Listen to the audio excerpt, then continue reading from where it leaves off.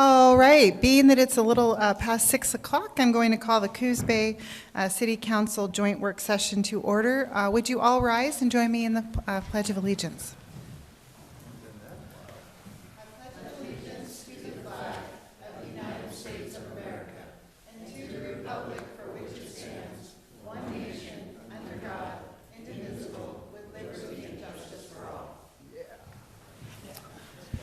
Just to let everyone know, we do have Mayor Benetti and Councillor Matthews and Councillor Stevens are online this evening. And as a reminder, this is a work session and no decisions will be made in tonight's meeting. And the first item on the agenda is public comment. So I will ask Christine Moffett to join us at the podium. Please state your name and the city that you reside in, Christine. And while you're getting your materials, I will remind everyone that the public comment period is intended for the public to share ideas and concerns. It is not intended for an interactive discussion with council.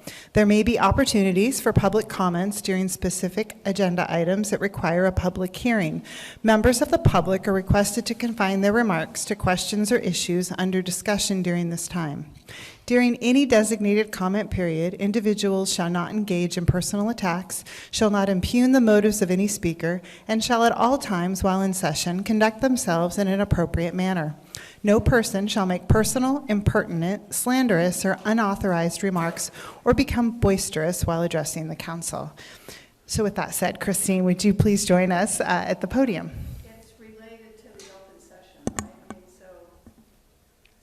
Are you wanting to talk about the, it's an agenda item? Yeah, you can go ahead and speak now if you'd like to. Because I didn't know how interactive it is. Anyway, this is all about the Empire proposal for the blueprint. So these are my comments. Thank you for the opportunity to address you tonight. And I strongly support your council recommendations from your meeting in October that recommended that you don't have a specific theme such as a nautical, instead leave it open to historical and cultural themes, and to preserve the hollering place for park and open space, including temporary uses that could be used. And then to identify traffic light or some sort of example of potential mitigation for the intersection at Schoenmark. But I also would implore you to work with your consultants to revise that report that indicates that it was revised on January 16th, 2025. But there are a number of inconsistencies and typographical errors in that I could give you more details sort of as a sort of an editor type thing. But some of the things that I would recommend that references to current conditions, such as reference to the Devereaux Center, the Boat Building Center, and things like that are not current conditions. And then was at a work session earlier on, and I have some handouts here that I think are really important.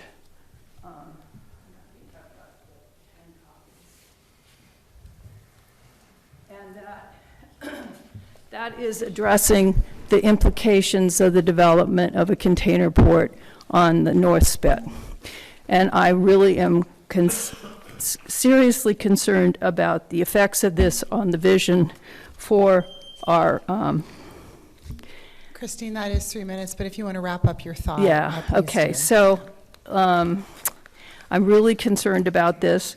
And the handouts that I give you, if you kind of reverse them, there's 2 turning basins that are proposed, and I had addressed this with the earlier planning group and the turning session. And then I would just call your attention to the last cross-sectional thing, because that shows you with the proposed changes in the estuary to accommodate a larger federal navigation channel, and how that depth would conflict with the wooden pilings that are now there. So I think we have some serious things to consider regarding that, and I will give you these handwritten comment or type comments. Thank you very Thank much. you. Appreciate that. The next person on the list is Mike.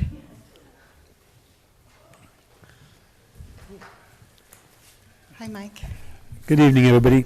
Mike, can you state your first and last name and what city you reside in, please? Okay. Mike Powder, reside in Coos Bay. And tonight, I want to make my comments and opinions on the street standards, regarding street standards. Now, one thing I do want to make sure, there's no financial obligation for me. I'm not building a house. I'm not doing anything. It's just as a citizen, basically, that I bring this forward. And there's no political motivation, no nothing involved. It's just how I see it. So anyway, I looked at the report, and it said that the council made a decision to require full street width improvements. I think that should be reversed rather than required and enforced, because each situation needs to be looked at separately. These are people's houses, they're people's heavy investments, and you can't just give it a blanket, it's got to be this way or no way. There should be some give on that. Requiring, just in front of a house and stuff like that. When I go around Coos Bay, there's a huge waste of resources, and I call it madness. We've got incomplete sidewalks. We've got bike lanes that disappear. On the sides of the roads where you're supposed to ride your bike, you've got drains that dip in that are a danger. You got a lot of problems on those things. My feeling basically is that if you're getting a person's coming in, building a house, they have to build a section of perfect sidewalk, and that's it. Either side of it's a waste of time. We're just never getting anything complete. And requiring it is just going to add to the problem and create more of it.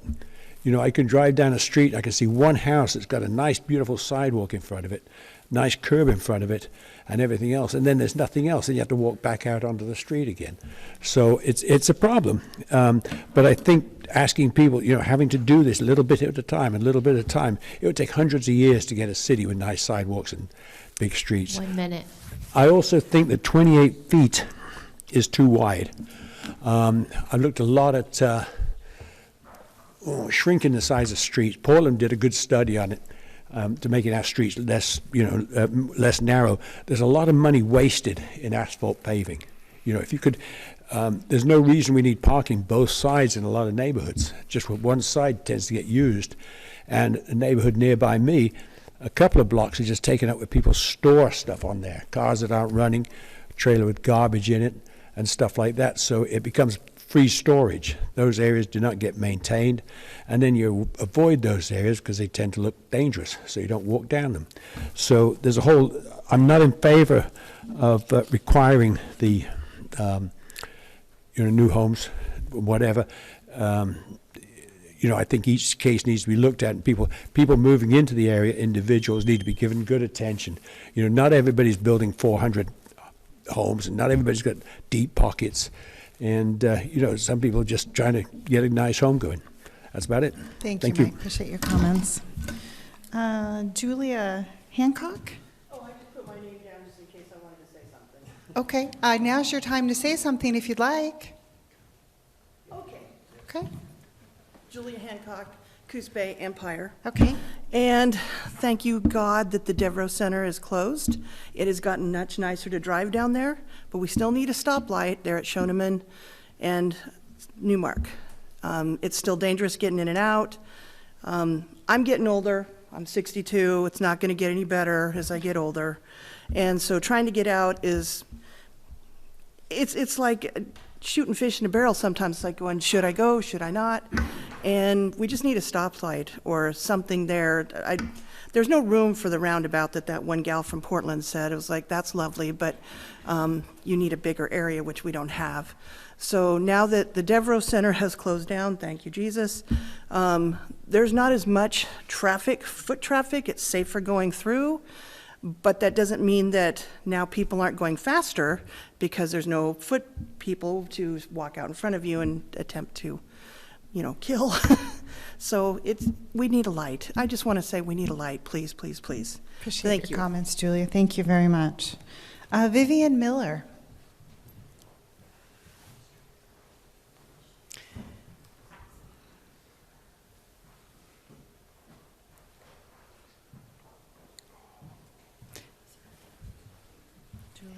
Thank you. My name is Vivian Miller, and I live here in Coos Bay, and I have a copy of this for everybody. I'm speaking in regards to also the street requirements. The gentleman that spoke earlier is very right. I understand your need for better infrastructure, but what I don't understand is why you want to dig into my pocket to make it happen. I'm facing a situation where my property is landlocked by unincorporated and unimproved roads of the city, and now they are expecting me to put in those roads and maintain them. If you all come out and dig up the road for some reason, according to these new rules, I have to pay to fix that road. I think there's some very unfairness going on, and I've written you a letter, and I'm not going to read it for everybody here, but simply that I think they do have to be on a case-by-case basis. I don't have an unlimited income. I'm retired. I bought this property for my forever home, and now I can't afford it because of what the city is requiring regarding these streets. I don't mind working with you. I don't mind helping in paying for the improvements. But I find it disgraceful that you want me to personally pay to put in streets for you guys. It's just not fair. Thank you. Thank you, Vivian. And the last person on the list this evening is Dean Lundy. Dean?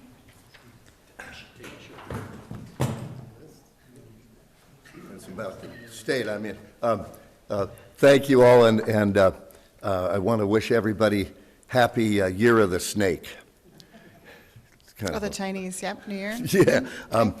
My topic tonight isn't wheelchair access, bike paths and stuff. It's pollution. And it's concerning the PCIP terminal across from our pier there. There are pros and cons to a lot of stuff, and I made a lot of money. After I was a Sea Scout as a kid, I became a rigger in the shipyards and made a ton of money working on ships. I've worked on ships from Long Beach all the way through San Francisco and stuff, and I know what's coming pollution-wise. Right now, looking out from our pier at night, it's dark and it's quiet and the air tastes like candy and the clams and crabs, and I mean, it's just absolutely fabulous. Dark and quiet. What will come, and I know this for a fact, what will come are 4 types of pollution. There'll be light pollution because, these yards are lit big time. There'll be sound pollution because these even when they're not banging the boxes around, there'll be sound all the time, especially with the trucks lined up on the other side of the river there. The trucks will be lined up all day and all night with their engines running. They sleep in the cabs. They cook curry in the cabs. They don't use the motels. So the light pollution, the sound pollution,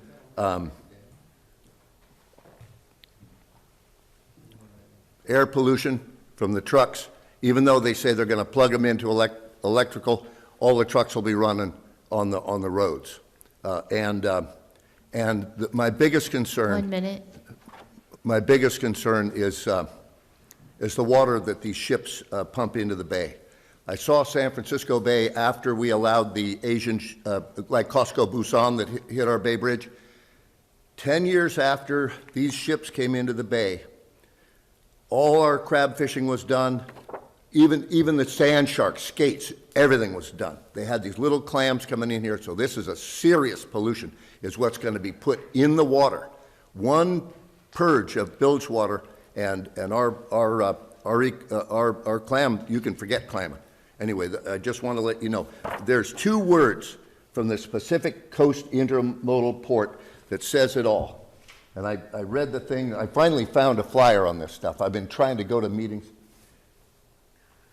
It's about trains, not trucks, would move nearly all containers to and from the terminal. We're going to have trucks trucking these things around, you know, because if you're going south, like Roseburg, Grants Pass, Point South, they're trucking them. Anyway, thank you. Dean, thank you for your comments.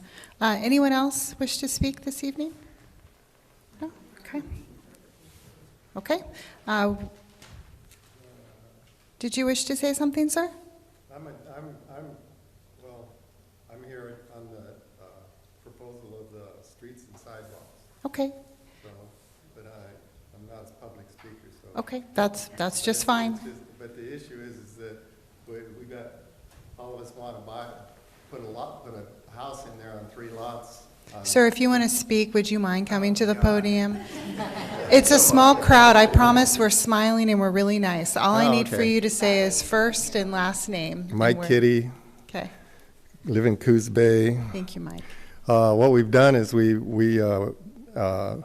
in the beginning, we subdivided some property up on 17th Street. And so we subdivided into 2 parcels. And what happened was that the city kicked it back and said, you can't have 2, you got to go to 3 because of the multiple, whatever it is. So then we went to 3, but in that process, we went down and said, okay, are there any regulations that are required? And at that time, you had variances for individual homeowners and I think the criteria or whatever. Criteria? Yeah, so what happens is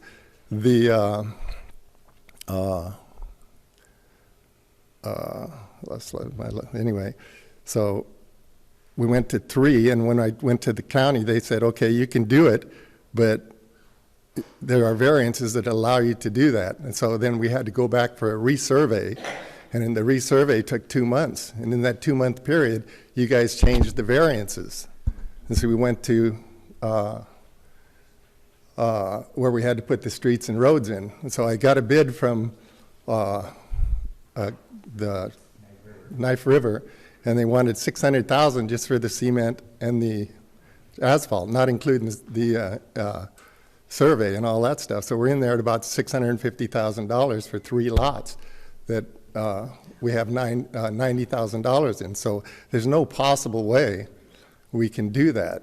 So if you guys continue with the regulations, or then it's just a dead piece of property.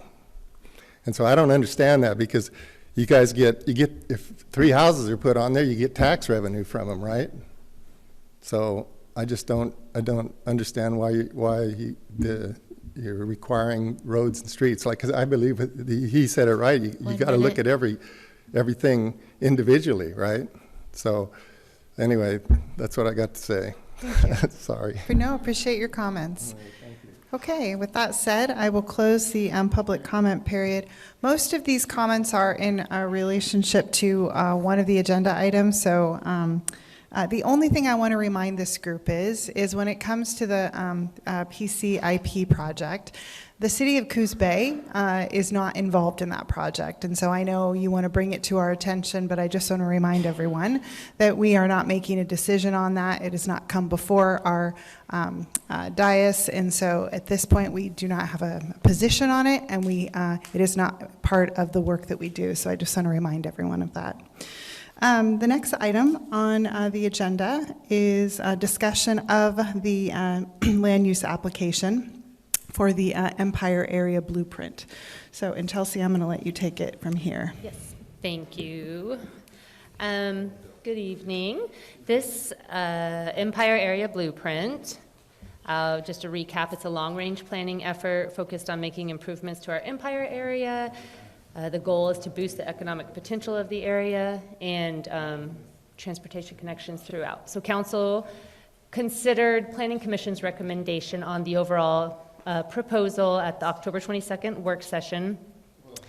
Planning Commission had made 3 recommendations. 1, incorporate a nautical theme. 2, include expansion of the boat ramp at the Hollering Place, and 3, plan for a traffic light at the Newmark North Shoneman intersection.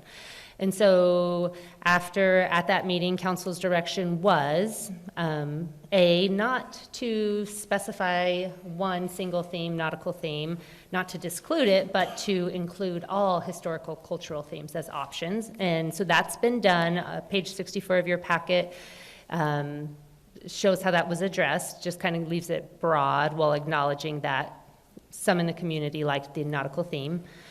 2, with respect to the boat ramp and specifically the Hollering Place, council current desire is to see that remain undeveloped, park, open space. And so on pages 55, 77, 109 of the packet, you can see how that was addressed.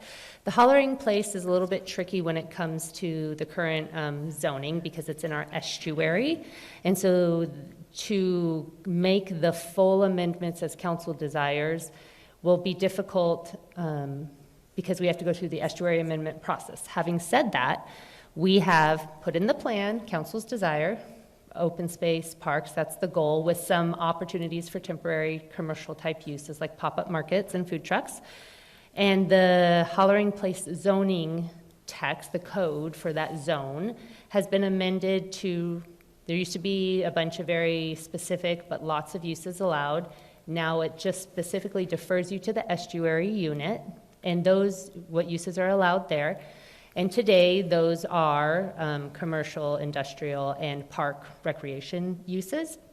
Having said that, with the goal, I guess, to let council know, the goal would be, as we, county, city of North Bend, work through the amendment process of the estuary, that will be on the to-do list to clean that up.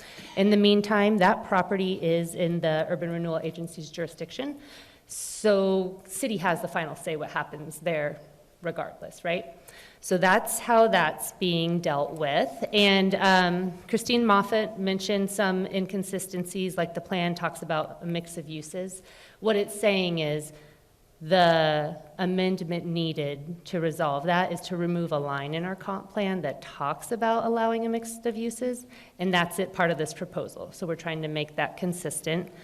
And then the traffic light roundabout at Newmark North Shoneman intersection, council asked that we put those in as examples of mitigation strategies that could be implemented there, and that was done. I think you can look at pages 72, 73 of the packet where it's referenced. So the current proposal does address all of council's desires, and the goal here being, if council approves, we would come back for an actual public hearing on March 4th. Allow for any more comment at that time, but with the goal to adopt the Empire Area Blueprint and the proposed amendments to go along with it. So if there's, and I can add in the staff report, it talks about all the changes specifically. We talked about them in October. If you want me to go over anything specifically again, please feel free to let me know. I think my only question at this moment is, to Christine's point, I have noticed discrepancies in the David Evans and Associates document. So to her point, if we can update those just to make sure that we are consistent throughout the report, that would be great. I agree. We want a nice finished product. And so if we can ask them to make those slight edits, that would be wonderful. Yeah, and I did note the one place that the Devereaux Center is mentioned. We can make sure that's removed. Perfect. Are there any others specifically that you're? I think Christine gave us some documentation and will send us an email, and so we can go through that. Thank you. Okay. That was my only comment. Council, any other comments? Mayor Benetti? Yeah, how about the tsunami tower? Is that, I don't know where it's in here, but I know Christine mentioned it, and I brought that up before. Is it in this plan somewhere, Chelsea? Yes, it is, and I believe, I thought we talked about it in our October work session. This is mentioned in the plan as an opportunity to have on the waterfront area, but by no means does it mandate the city to go forth and build a tsunami evacuation tower. The benefit of referencing it in the plan is that if and when there's a desire to do that or a grant funding opportunity, this says, this supports that. Does that make sense, Mayor? Yes, thank you. It does. Carmen, any comments on this? Not at this moment, Okay, but I concur with all the current ones so far. great, okay. Well, if there are no other comments, I'm going to move to the next agenda item. And so, Chelsea, with the changes made, this will be brought back before council before March 4th, is that correct? My goal would be to have it at the March 4th meeting. Okay, Yes, great, thank you. with the changes. Okay. The next item on the agenda is discussion regarding the street standards. Jennifer. Okay, thank you. So for some background, at an earlier council meeting, the council made the decision to require full street width improvements within right-of-ways that do not meet current standards when residential homes are being proposed. So current standards would mean a minimum of 28 feet of asphalt, curb, gutter, and sidewalks. The new street improvements would start at the point at which the existing street improvements end and extend to the lot being proposed for residential development. So a good example of a right-of-way that does not have a street that meets current standards would be an unimproved right-of-way. Other examples of a right-of-way that does not meet current standards are all gravel roads, paved roads with a width less than 28 feet, or paved roads with no curb, gutter, and sidewalks. Gravel and paved roads do not meet the current standards, but have been accepted in the past. However, moving forward, it may not be desirable to increase the inventory of these types of substandard gravel and paved roads. In light of the different types of scenarios, the council requested that staff investigate street standards and make recommendations on how to implement street improvements when private residential development is proposed. So in reviewing the existing street standards in the recent development, staff was able to come to consensus with a recommendation that meets both the municipal and fire code standards, and also tries to take into account livability and financial impacts to developers without sacrificing safety concerns. If council agrees, the following is staff's recommendation for the residential projects that propose homes that are less than 3,600 square feet. So if a residential lot is proposed for development and it's adjacent to an unapproved right-of-way, the owner will be required to bring it to current street standards, which means the 28 feet of pavement, curb, gutter, and sidewalks, along with any necessary storm improvements.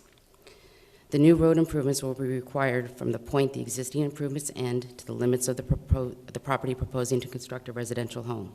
So this is consistent with council's original decision. So the second recommendation is if a residential lot is proposed for development and it is adjacent to a gravel road or a paved road that does not meet current standards, the development will not be required to improve the public right-of-way to meet current standards. They can elect to do so, though, to maybe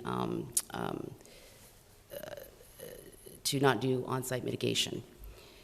But, or however, if road and access improvements are not proposed, and depending on the number of houses served, the topography, the existing fire flow, existing road in proximity of the structure, and the length of the dead end leading to the proposed structure, there may be additional on-site requirements for private access, or the proposed home, or the installation of a new hydrant. But these proposed developments can be handled on a case-by-case basis. So this recommend does not increase the city's inventory of gravel and paved roads that do not meet current standards. There is a potential that this recommendation will have financial impacts to the developers, but will improve livability. Staff has developed the attached flow chart, and if council approves, this flow chart can assist staff and developers and help be consistent in the messaging to the community. So I have a PowerPoint presentation that kind of walks through a couple examples, some of which were discussed tonight. Great. And it might help better understand. So we can go there. Okay. So this first one is Seagate Home. Let's see. There we go. So it's the red box there. So this is the new home proposed. It's adjacent to an undeveloped right-of-way. And you notice that I talk about fire flow, and I might rely on Chief Adkins a bit. But when you look at access and street standards, you also have to look at fire flow. And so that's why I mentioned it there. So going into the attached spreadsheet, so sorry if this is difficult to read, but the first box on this side that deals with access says, is the right-of-way adjacent to subject property improved? And for example, is it asphalt or gravel? So in this case, it's no. So the recommendation is full street width improvements, which means a minimum of 28 feet of gravel, curb, gutter, and sidewalks. So I'm just going to stop there for a minute. And are there any questions just on this one? Okay, moving on.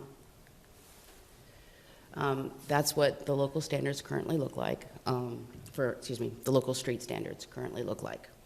So we have 3 different types of sections, and depending on the right-of-way is how that's chosen. Okay, so the second property is South Main Street. So this has been talked in the past. I don't believe it was brought up tonight. So this new home is proposed where you see the red rectangular box. Let's see. Oh, I'm sorry. Well, okay, let's try that again. Right there. Fire flow is greater than 1,000 gallons per minute. Based on the aerial, the gravel road, which starts here at South Cayman, appears to be greater than 20 feet. We recommend we confirm that in the field because we're going off an aerial. And the slope is less than 10%, it's actually 2%. And there are no issues with dead-end streets and emergency vehicle turnarounds. We'll see why that's important here in a minute. Okay, so starting at the top, we're going to say, is the right-of-way adjacent to subject property improved? Yes, it is. It has gravel. So then going to the next box, is the road 20 feet or greater and less than 10% slope? And that's a yes to both of those. So we get down to here. Is the road within 150 feet of a portion of the proposed structure? So I'm just going to go to the next slide here. So this is the backside of the attachment, and it gives on-site mitigation measures. It also kind of explains things. So that 150 feet, they show exactly the developer and the owner, how that's calculated by the city. So here's the emergency vehicle, and it's calculated back to the middle of the house, or back of the house. So for this purpose, I'm going to just go back for a minute here. So we don't really know where they're going to site the home, but let's just assume they're going to meet that. Then what we could do is we can answer yes to that box. It gets us down here. I mentioned there was no issues with turnarounds, and so that gets us to, we see no red flags with this project, but we also recommend that they come in and talk to the city. Now go back to this box here, the 150 feet box. What if the developer wants to push it back a bit? Well, then we have to go to no, and we say access is inadequate. But they can do on-site measures, and there's some examples here. I think there are others, but that's where we'd have to talk to the fire marshal. So I'm just going to pause here. Are there any questions? I guess not a question, but more of a comment. So we are really, with this recommendation from you, kind of looking at these at a case-by-case, or on a case-by-case basis to some degree. Almost every project has to be looked at case-by-case basis. We're just trying to give staff and the developers some guidance about what's going to be required if they're looking at property. Perfect. Thank you. Okay. Any other questions? Okay, thanks. Sorry. Yes. On the first one, the first example, Okay. that was a dead end. So because of that, they're required to do,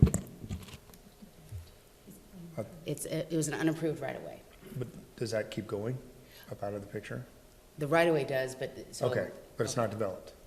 It's not developed, and I know it says 170 feet there, and I'm sorry, I didn't have a chance to fix that. That's okay. But I did talk to the fire marshal, and we both agree that the recommendation is full street width improvements would have to occur. Okay. Minimum 28 feet of pavement, curb, gutter, sidewalks, and storm if applicable. Okay, whereas before, we could just gravel that and call it good. Well, it wouldn't be that simple. There was a policy in place that if the city manager, the police chief, and the public works director could come to some sort of agreement with both looking at fire, life, and safety, and as well as the engineering standards, they could reduce standards. One of those things would be gravel. Okay. But there's thickness of gravel, width of gravel. There's Right. lots of things. Okay. So it wasn't just Dude gravel. run no. the bulldozer and throw some gravel on it and call it good? So there were still standards that were trying to be met, and they had to be individually looked at to be mitigated? That is correct. Okay. Okay. And who paid for that? The homeowner have to pay for that? Yes. Okay. Okay.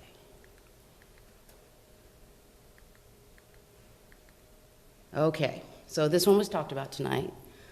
This is, the address right now is 2250 South 17th Street, and there's one rectangular box, but as the gentleman said, it's been divided into 3 parcels.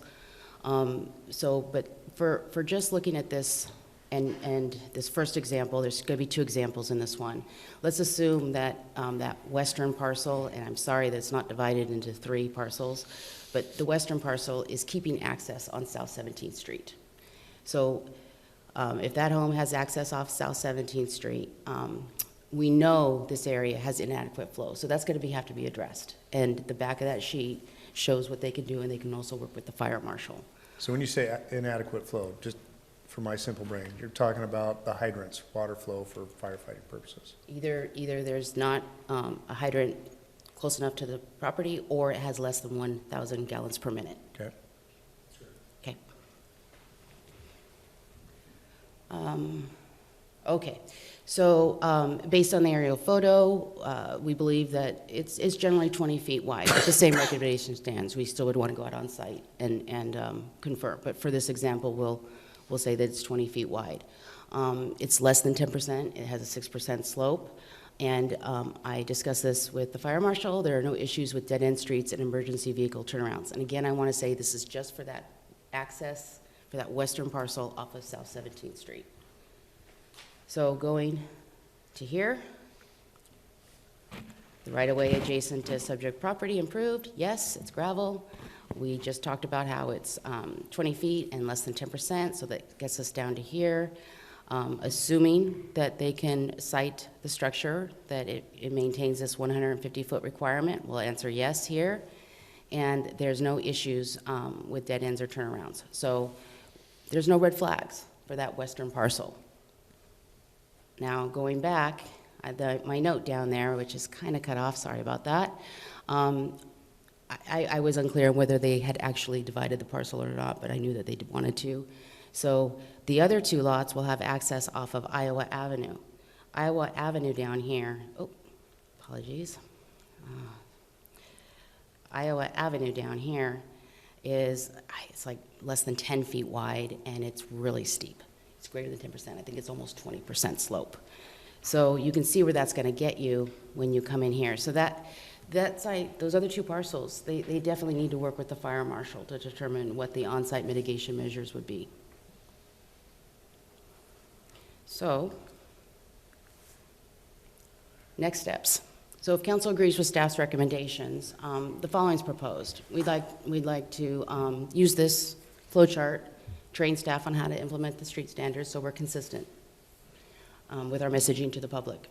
We want to send out a letter to industry, developers, real estate agents, contractors, and inform them and try to educate them about these street standards that are currently in place today. And then we want to update Chapter 18 to remove any discrepancies from the fire code, or with the fire code, excuse me. And that's all I have. Council, any questions? So, Jennifer, this is Joe. So on the 17th Street one in Iowa, could he build an access road in off of Iowa and eliminate the restraint or constraints he's going to deal with? I couldn't answer that. I would have to defer to the fire marshal. Yeah, but I mean, he won't have to build the road. We won't have the grade and stuff like that. But I mean, that's a possibility. It might be more possible, I guess, than trying to go the other way down Iowa. I'm just trying to get there. And then, Sure. I mean, what's this discussion he mentioned? I don't know if you know about it. There was a variance, and then he changed the variance, and then I don't know if Chelsea's involved in this. Do you know anything about that discussion? I don't know if by variance what Mike is referring to is the old policy that used to allow staff to make a decision to implement lesser standards. I think that's the variance. Yes, that's the variance he's recalling, and council rescinded that policy, and now we are currently left with full street improvements, and so this is just our attempt to balance that, and with the 2250 South 17th situation, Potentially, maybe the two parcels to the east could get access off of 17th, but they'd have to get easements across the, the one property into the other, and they would still, my understanding is, if they're further than 150 feet from that street, they're gonna have to build on site a 20-foot wide, asphalt travelway into the structures. So it doesn't alleviate all the costs, but it may reduce them in some fashion. Okay. And what about Vivian's, Jennifer, that she was referencing? Is that one of those ones out in Empire that you referenced? So Vivian is off of Minnesota, and I actually, if I can show you where that's at, if you'd like to see it. Sure, and how does it meet the criteria that she showed us? If you could mention that also, please. Can you, Christine, would you mind pulling back up that PowerPoint? Thank you.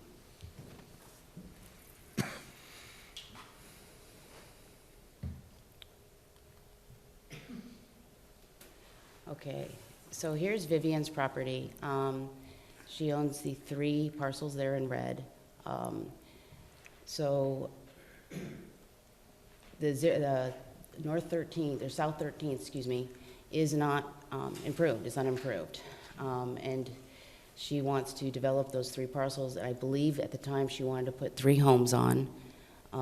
So when she came in to talk to council, or excuse me, when she came in to talk to staff about a year ago, she applied for a clearing and grubbing permit. And we issued her that, but there was a condition on there from the fire marshal that if this was going to be developed, that a 20-foot wide private road would need to be installed. So that was always a condition. Now, what changed between when she came and talked to staff and today was that council went down this road in kind of looking at street standards. And so in working with the city manager and the retired fire chief and the retired public works director, they actually had the ability to make the decision to just require a 20-foot wide, excuse me, I forget whether it's 28-foot wide or, I think it's a 28-foot. 20. Is it 20? Thank you. A 20-foot wide paved road from Minnesota up to her site access. And then they recognized that things did change while she was working with staff and developing this property. Okay, so is it that 20-foot private road, is it coming off improved road or unimproved? So the 20-foot access is coming off an unimproved right-of-way. So I get, I question, so why can't it be gravelled and unimproved since it's coming off an unimproved road? If it would meet the same standards that I'm just asking because I think that's what the boxes you had portrayed came down to. I mean, I understand the road still needs to be there, but I didn't know if it could be gravel. that's what was decided, is 20-foot all-weather access, and that all-weather access was defined as paved. For clarification, is Minnesota paved there? Yes. So the right-of-way is between 2 other existing properties to her properties, Yeah. correct? So the right-of-way is, That little black stretch, yes, right Yeah. here. 20 by 125 feet. yeah. And that's like a deeded right-of-way, or? That's my It's a understanding. Yeah. public right-of-way, yes. It's a public right-of-way? Yes, correct. Any other comments, Mayor Benetti? You're muted, no? This time, thank you. Okay. Well, so I'm guessing, Jennifer, what we've tried to do here is do a balancing act Yeah. or between some standards that were really set too strictly, and that's why we cut back and reeled back some of those concerns and constrictions and regulations. Am I correct? Is that what we're trying to do here? Yes, and then we're also trying to balance the engineering standards with the fire code, and that's really key. Please use the microphone. Sorry, we couldn't hear that. You I actually turned it off. We're also trying to balance the engineering standards with the fire code for fire life safety reasons. Okay, so the fire code really plays an important part on a lot of this because we need to get access to a fire truck in there. Am I correct? It really drives it. And Chief, do you have anything to add? Just that, yeah, the fire code determines the size of streets. It's clearly defined as far as width and grade and surface. So all that's in there, and that's legal requirements. It's not just a suggestion on that part. So the other thing with this, we were just trying to make it easy and simplistic. So I think that's why the flow chart seems to work pretty well for that. Thank you, Chief. Councillor Matthews. Yeah, so I guess the Oregon Fire Code's question keeps coming up. I'm assuming, like you said, it's a legal matter. I mean, does the city even have the ability to not have the Oregon Fire Code within our building code standards? No, and that's one of the things that council adopts, is to adopt the fire code. But that's a legal requirement from the state. Perfect. So now that that's established, hopefully the public can understand that we're tasked with taking these requirements and trying to make a plan moving forward in ways to hopefully be accommodating to developers, and while also being mindful of the city budget and everyone else's investment in this city. So I'm just trying to figure out a way where we can actually make headway on this and make it feel fair to some extent to individuals, homeowners, people trying to develop, and working on honestly a goal that we have, which is increasing our housing stock. I know that roads are really expensive, and so all of us are mindful of that.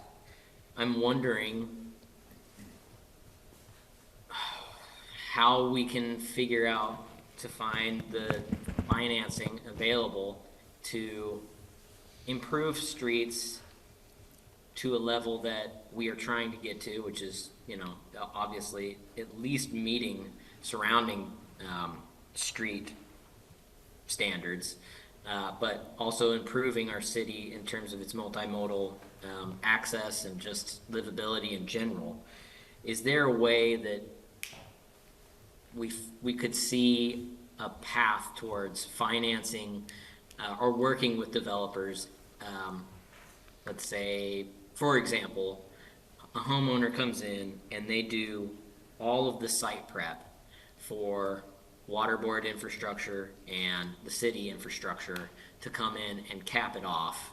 I realize it's a big ask of the city. It's also a big ask of the homeowners. So if there is no street there, there's unimproved right of way, it's just, you know, brush. If the homeowners were to come through, clear brush, and then build a road bed at the desired width that is being called for, with, you know, drainage and the ability to lay in conduit and maybe set a hydrant, is there any way that we could find that the city could get to a point where we could actually come through, site prep's been done, compaction's been done on the gravel? I mean, you have to have a road to get building materials to the house anyways. They get it to a certain level, and then we come through, we cap it and put in sidewalks. I realize it's a huge expense. I think you already know the answer to it, Councillor Matthews, but I appreciate your creativeness, and I'm going to ask our city manager perhaps to weigh in on this. I didn't mean to interrupt, though. Did you have a final statement? I apologize.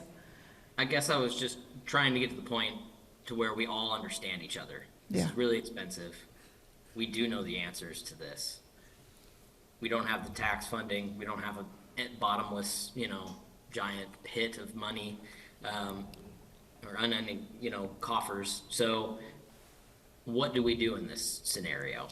But yeah, I'd love to hear what the city manager has to say. And I think we also have to remember that the improvements that they're making around their property also help with the, you know, overall ability to have a better investment.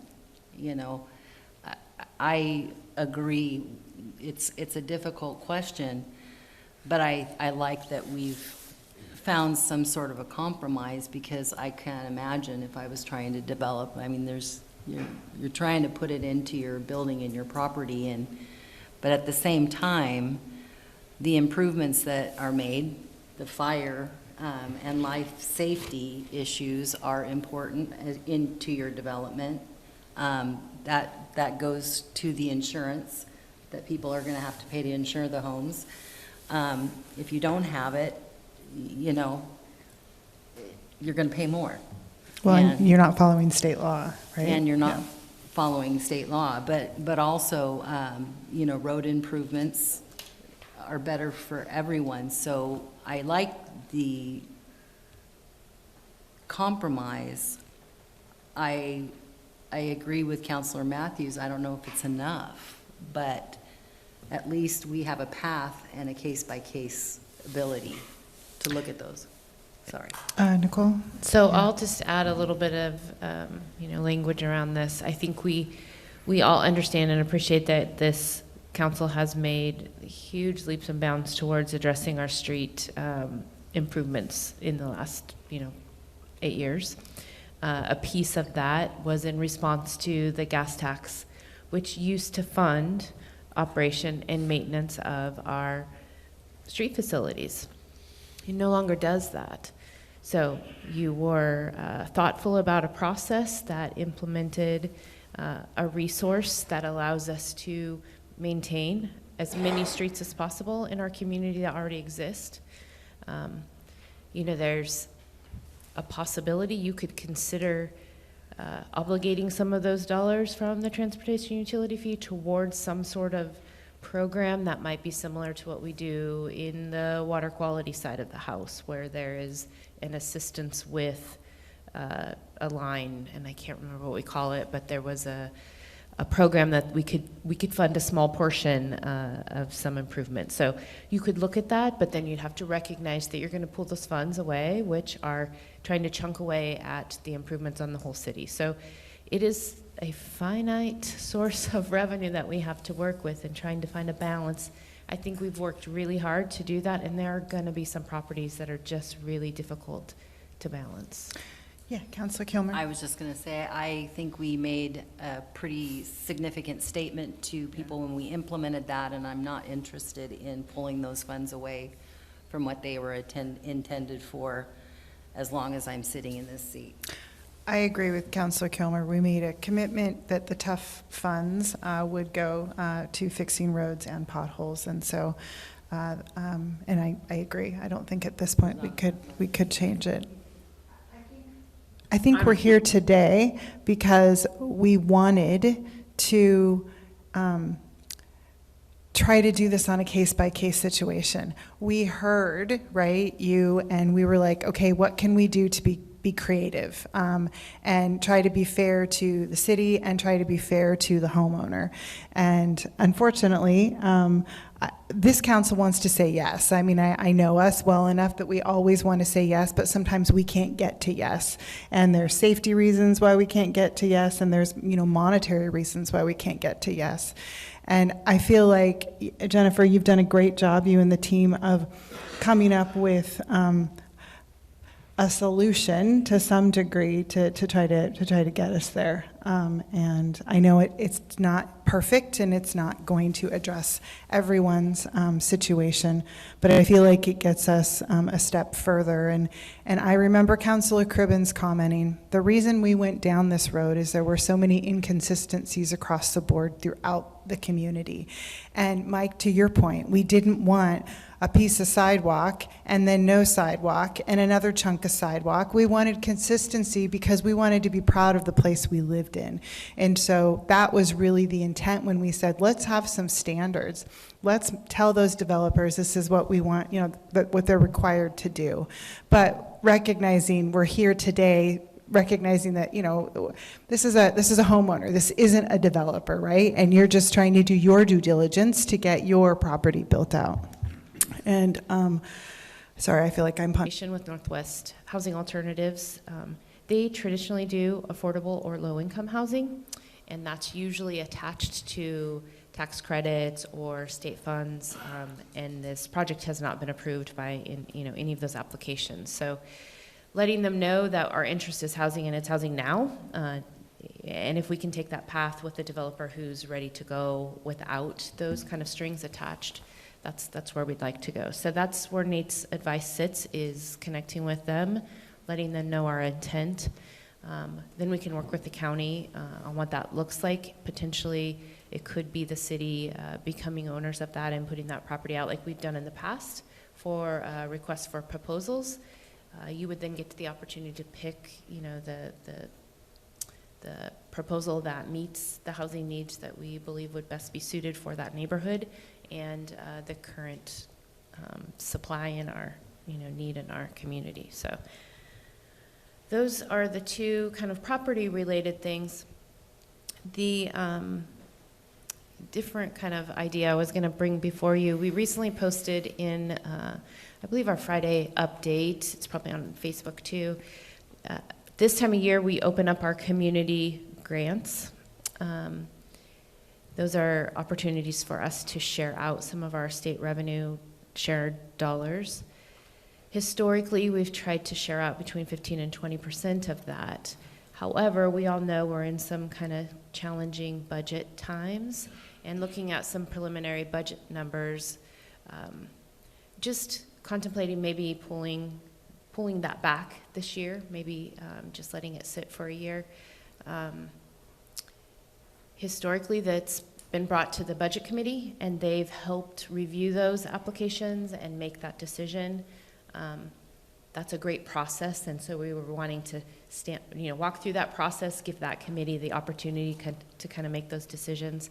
But just looking at the budget, it is going to be a challenging decision. You will be asked then to forego something else to give out those grants.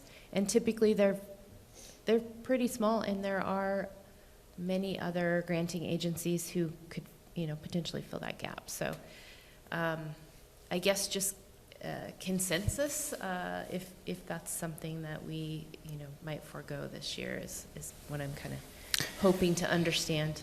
Yeah, I think that was a conversation that happened last year after we were considering that, and I think Councillor Stevens had made the point that, and please forgive me, Councillor Stevens is a committed city councillor. She's very sick this evening, so I'm speaking on her behalf, and let's hope I can do her justice. But there are many granting agencies in town, and to your point, Nicole, those dollars are limited for us, and I think resting that program would be a good idea, and we could use those dollars elsewhere.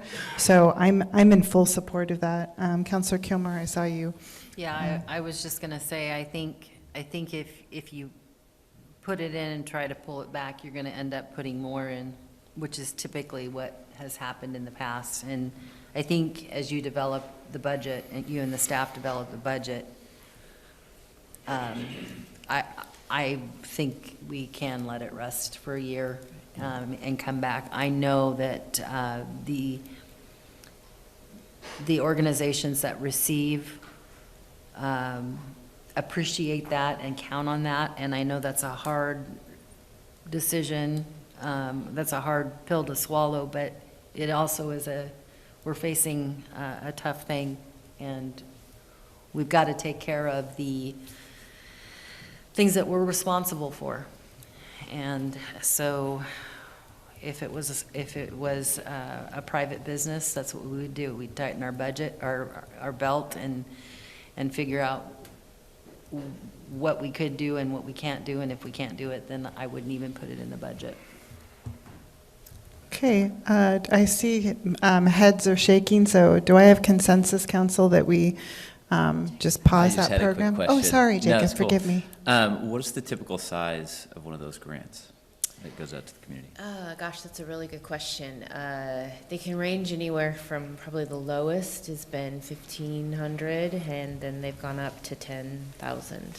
So it depends really. The goal of it was to provide assistance to organizations whose service is really adjacent to the services that we provide, and it kind of takes away maybe a pressure point for us. So they were very beneficial grants to give out in that regard, but we land with, we're going to have to pull in somewhere. So And those dollars are dwindling as well, correct? Yes, so it comes from state revenue sharing, which is, cigarette tax, alcohol tax, those things are, there's a number of items that sit in that pot, but those are dwindling as most revenues kind of don't keep pace, so. Great. Councilor Cannon? I was just going to say, though, because some of these organizations have been grant recipients year after year after year, that I know that you will communicate that to them. Yeah, so we'll So have that to if put, there are opportunities, because I think some of the grant cycles are going on now. yeah, so we'll have to put this in, of course, the same channels we already, would touch, but, directly communicate with those organizations who we would normally be receiving something from, so. Great. Okay. I think I have consensus. Yes. Okay. Wonderful. That is it. Are there any councillor comments this evening? Can we get an update, Nicole, about the gas station in Empire? Yes, sorry, should I include that one too? So we're waiting on, I'm gonna forget the report that tells us what kind of materials are in the. So actually, we are mobbing next week. Okay. And you're talking about the Franco gas station at yeah. Newmark and Wall. We are mobbing next week. With the last thing I know is we are getting the report that says Sure. we can go do the work, and That we occurred. would be. We have our demo permit, and we're going to mob next week. And the goal by should be end about of 2 weeks. February.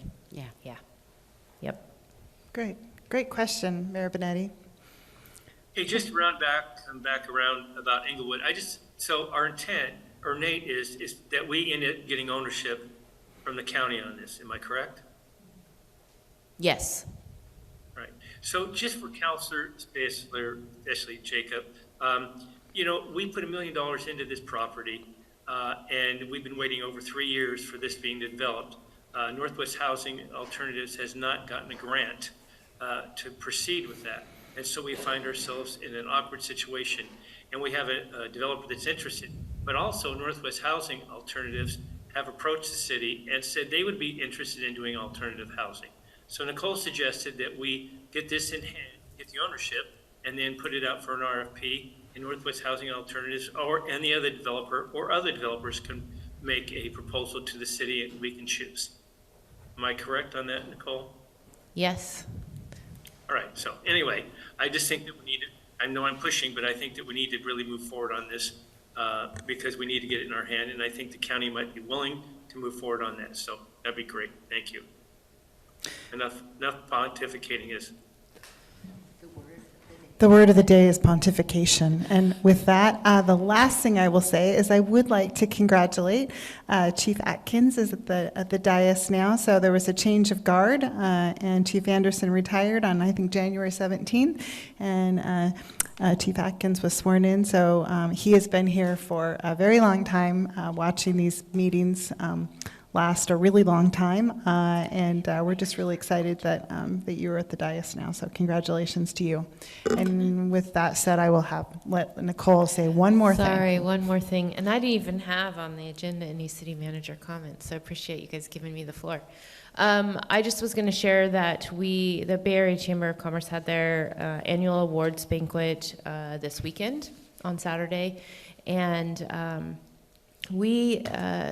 the council put forth a request that we make a nomination for Kathy McNutt, our municipal director. She was here in December and spoke about all the great things that she's done, the 50 years of time she's given this community. So we put her up for nomination for Citizen of the Year, and she was actually selected. So really excited. I was able to attend. I think this end of the table was there to witness the event, and she was really humble in her speech and spoke to, though she was here all this time and did that work, it was really the work of community. She would identify something that needed to happen, and people just wrapped around and made it happen. And I don't know, couldn't be more proud to sit in that space and hear that, because this is where you should be in this community where we come together and get stuff done. So, yeah. Thank you for the opportunity to put her forth, and yeah, I'm super happy. I think we're 2 for 2 now. Yeah, 2 for 2, so very exciting. Okay, with that, meeting adjourned. Thank you.